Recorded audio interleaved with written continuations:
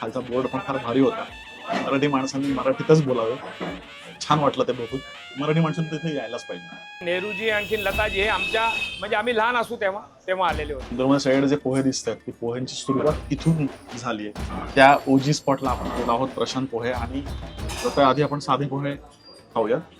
हळद जास्त नाहीये आणि त्यामध्ये जाड शेव आहे, बारीक शेव आहे आणि कांदा.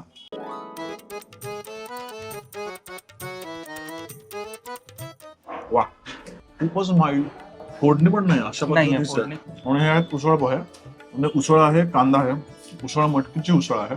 पण आय थिंक इंदोरमध्ये उसळ पोहे म्हणजे मटकीची उसळ. नंतर लोकांनी वेगवेगळ्या गोष्टी इम्प्रोव्हाइज केल्या. आपलं कधीपासून चालू झालं? 1949.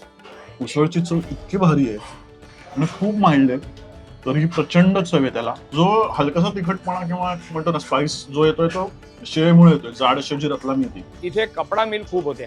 सगळे मजदूर बिचारे सकाळी 6-6:30 रिकाम्या पोटी जायचे. तर त्यांच्या डोक्यात यायला आपण यांना इन्स्टंट काय बनवून खिलवू.